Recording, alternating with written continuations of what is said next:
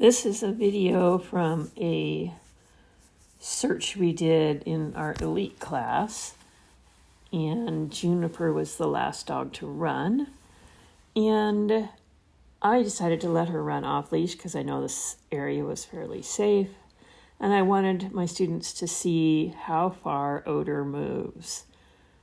So here we go.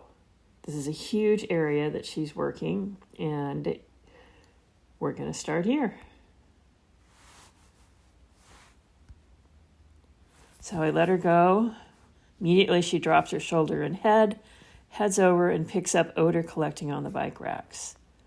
Collecting on the post, little wiggly high to Hillary, back to odor on the bushes, pushing up on the post. And note that this is a heavily peed on area. Lots and lots of dogs walk through this area every day. This is all odor behavior up in all of those bike racks. She's going to turn, follow the edge, start coming back. There's a little head check. There's another head check and another head check. There's a hide on the ground off to the right. But the odor she's working here is way down below 2 sets of stairs.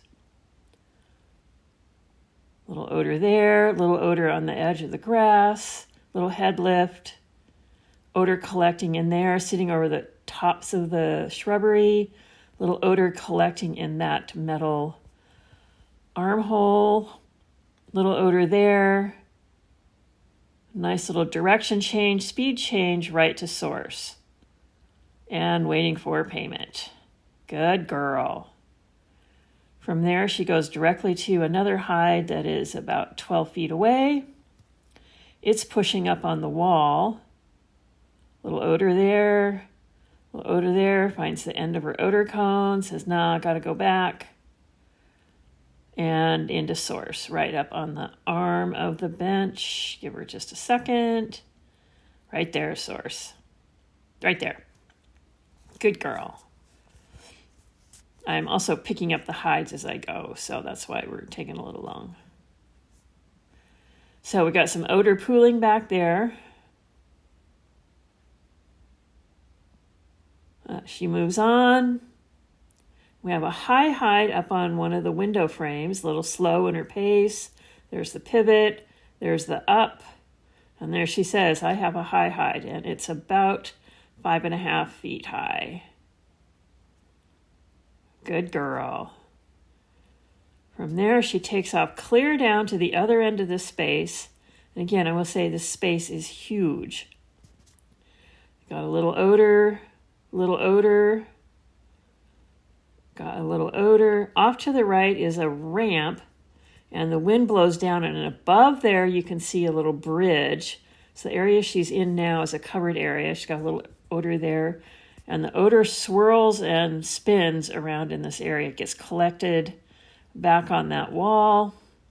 I set hides in this area a lot and will often see the odor get pushed back there. There's also an opening above there that goes up to the sky.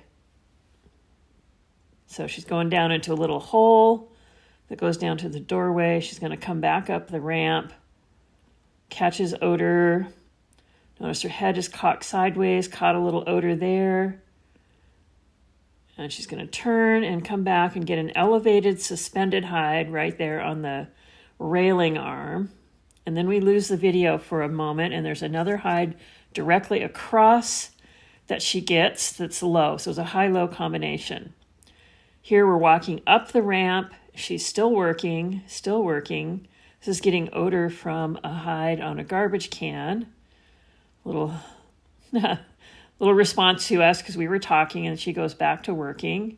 Odor coming over the bushes, settling in along there, clinging to the metal rail. And she's going to swing out, do a nice pivot, and find another elevated hide.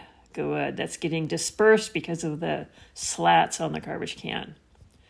Here, she kind of heads over here. I had hides out on those picnic tables a couple of days earlier, so she's aware that there was probably some information there. I call her back, and she's off on the last of 5 hides. And the odor is pushing up onto the tables. And this was the hide she clicked her head to when we first came into space. And there you get the body turn and the head and shoulder drop, and we have a ground hide way out in the open. And there you have it. 5 hides in a huge area, and just trusting your dog to run off leash and find them. It was so fun.